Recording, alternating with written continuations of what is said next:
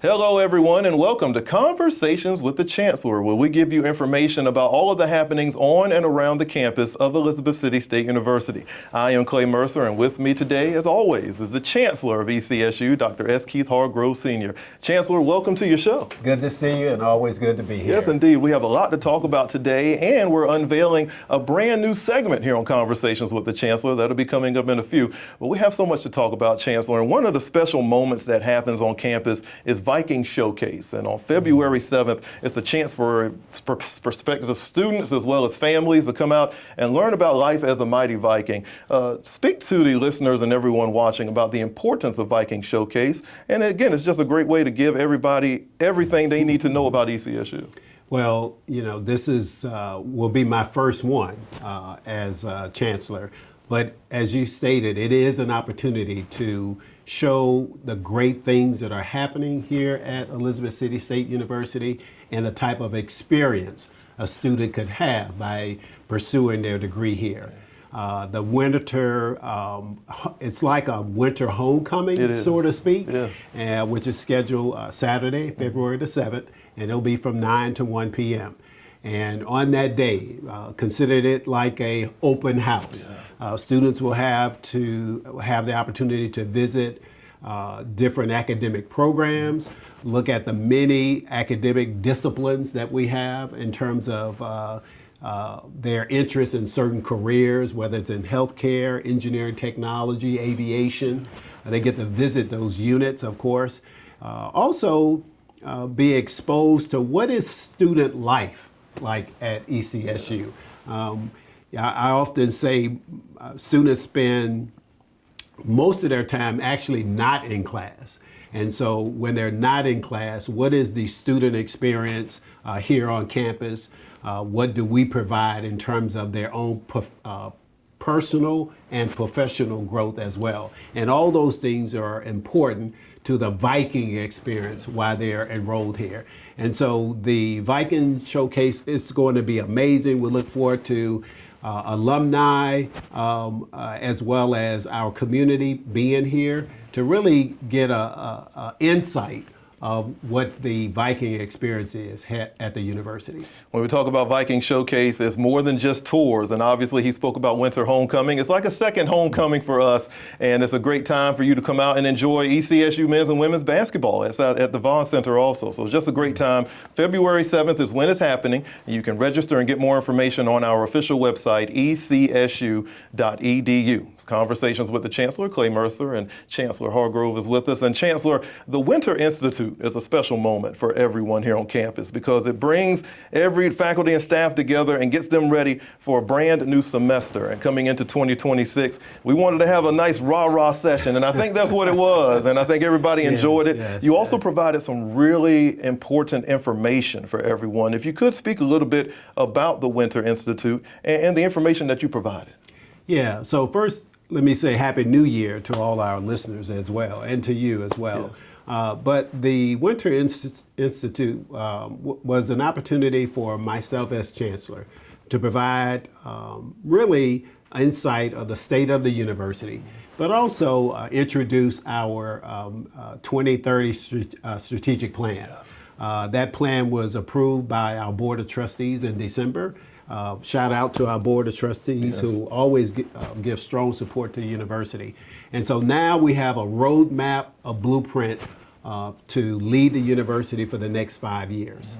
And that blueprint has a number of initiatives, four priorities that we'll talk about later. But they're all geared toward the student experience.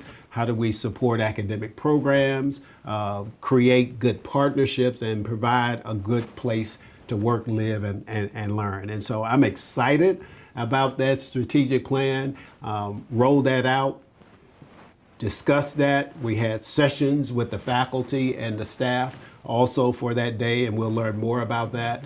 But it was a very engaging activity at the Winter Institute, and I want to just really thank the faculty and the staff and all those that were involved in that activity to lay out the direction for the university. Yeah.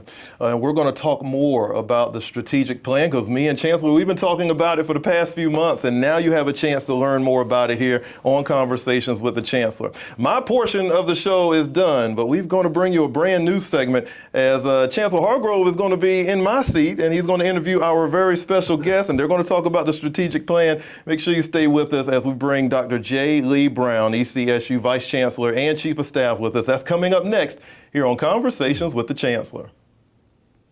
Welcome back to Conversations with the Chancellor. This is a segment that I have the opportunity as Chancellor to interview and talk with people from the university. This will include individuals from the executive leadership team, faculty, staff, and students to gain more insight about some of the great things that are happening on our campus. And so I would also like to introduce our guest, Dr. Brown, our Chief of Staff, and we'll learn more about the strategic plan and the things that will take and be involved in the deployment and implementation of Ascend 2030. Before I do that, I do want to give a shout out to our upcoming Viking Showcase Winter Homecoming. On February the 7th from 9 to 1, we're going to have potential students visit the campus, do tours, explore student life on campus, and then we'll cap that off with some basketball games that begin at 2 o'clock. And so we're looking forward to many of you participating and attending that event. And so before I begin this interview, I'm excited to also share some great things that's happening at the campus as well. So in December, our Board of Trustees approved our 5-year strategic plan. It's called Ascend 2030.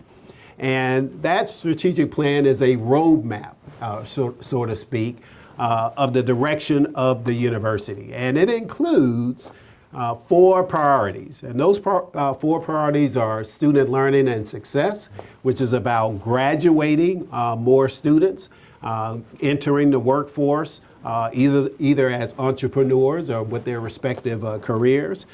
Secondly, providing innovative academic programs and growth. We want to make sure that we're providing degree programs where our students are employable and marketable as well, and enter high need, high demand occupations as well. And third, what I consider creating a great place to work, live, and learn. Not only for our students, but also for employees that work there as well. Mm-hmm. And that's all about culture, supporting our student success, but also working with each other as well. And then lastly, strategic partnerships and advancement. How do we work with the community, local community, industry, government as well, the Coast Guard, our public school system. Those partnerships are key for our university. And so, given context, the strategic plan, Ascend 2030, again, provides a roadmap and a direction for the university for the next 5 years. And we have an amazing individual who's going to lead that charge, our Chief of Staff at Elizabeth City State University, Dr. Brown. And I just want to get your insight when it comes to that strategic plan. Tell me a little bit about your perspective of that, and I think the initial strategy session that we've already have taken place as part of our Winter Institute. Absolutely, Chancellor. One, I'm super excited to be here with you today. I guess I'm your guinea pig in terms of conversation with the Chancellor, so go easy on me in terms of the questions. I appreciate that. The strategic plan, Ascend 2030, as you mentioned, our roadmap to the future, and that the Winter Institute. I was a little worried. I'll be transparent. We had so many things packed on the agenda for the Winter Institute, and we had all our faculty and staff and everyone in one space. And then to spend 2 to 3 hours, I think, is what the strategic plan working session was scheduled for, on the strategic plan, getting everyone working and thinking about the strategic plan. I was concerned that after lunch, there might not be the energy, but it was an amazing experience. faculty, staff, everyone jumped in. Everyone had ideas. Everyone had a lot Love of it. It was, if the Post-it notes, I wish I could show the Post-it notes that they were all over the various different priorities, multicolors, a lot of writing, a lot of energy that came out of that. It was great to see that when you involve the community in the strategic plan and how to implement it and move forward, they wanted to be involved. They wanted to have input. They wanted to talk about the strategies. They wanted to say, hey, I do this, I can do this, and this will help support that area. So it was a great day. It was an exhausting day. Yeah. It was an exhausting day, but it was a great day. Yes, yes. Well, that was excellent. So what I'm equally excited is about how we implement the strategic plan. Who's involved? Who's engaged? Yes. How do we proceed in achieving those 4 priorities and the KPIs, key performance indicators and metrics on how we achieve those? Can you talk about how we are identifying champions or agents to deploy that strategic plan over the next 5 years? Yes, absolutely, sir. So we have identified strategic plan champions, or what we're calling them, from the executive leadership team for priority 1. Student learning and success is our provost, of course, as well as the athletics director. Priority 2, innovative and academic programs and growth, is our chief information officer, and of course, again, our provost.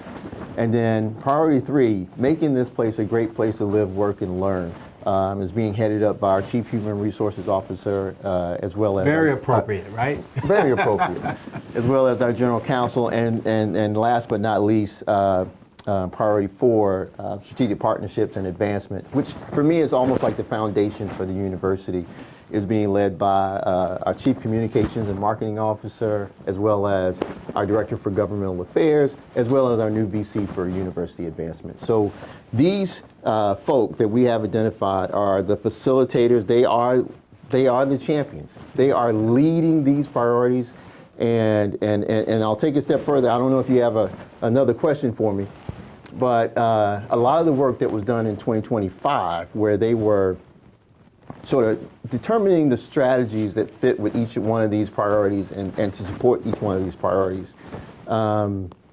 What we're doing now with the strategic plan champions, and now the people that have volunteered to participate on the task force associated with those strategies. I love that. And again, this has come out of the Winter Institute.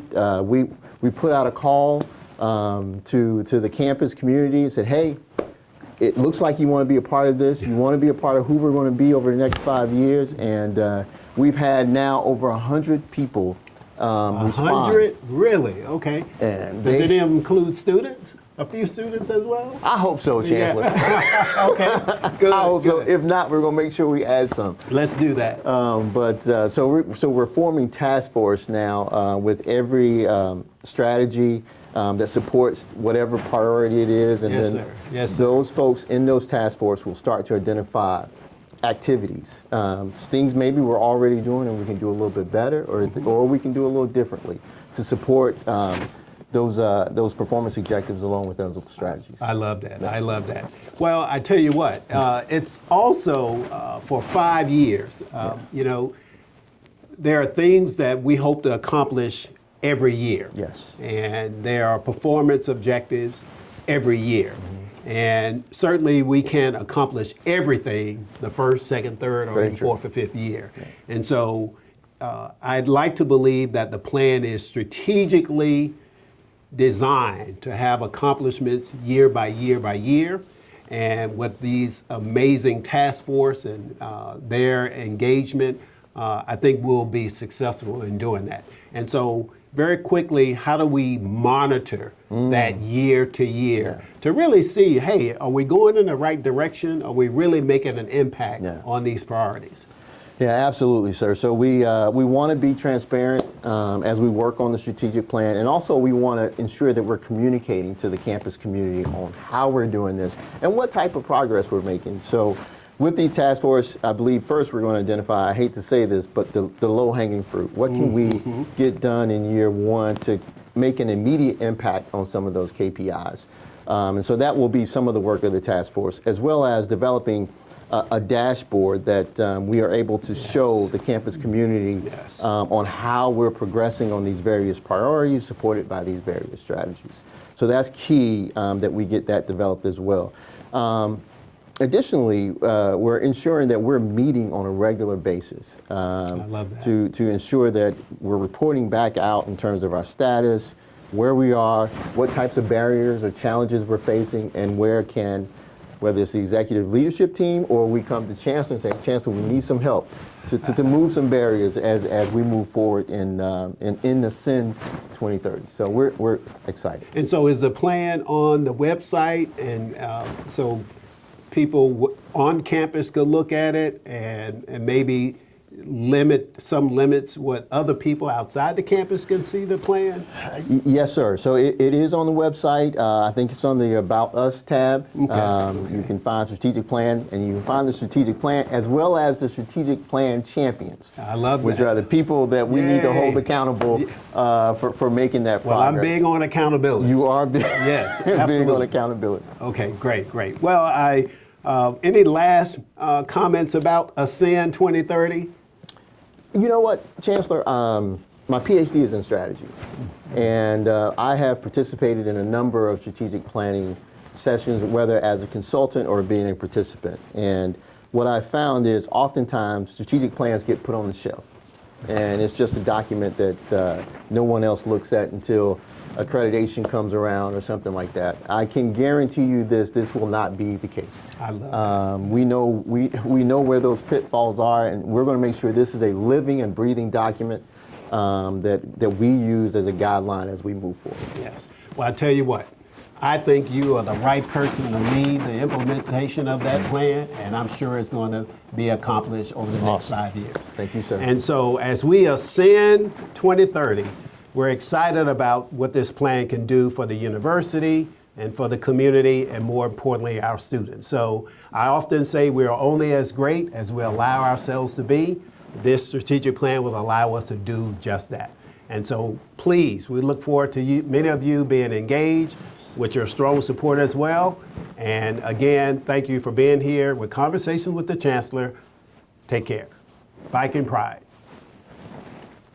Welcome you back here to Conversations with the Chancellor. I am Clay Mercer, and I'm here with Chancellor Hargrove. And I tell you, Chancellor, a brand new segment, a great way to bring in 2026, and we're hoping to do this every month. Tell me about being in my seat and how it was to interview our special guest. Well, I am totally looking forward to that. The best part about it is we have an opportunity to expose and show you some of the great people that work at ECSU, not only for the executive leadership team that I work with, but also we're looking forward to opportunity having students, staff, and others that work at the university. We believe we have some of the best people, best employees work at the university, and so we want to share those individuals here, and I have an opportunity to interview them, and they get to share their experiences by being at ECSU as well.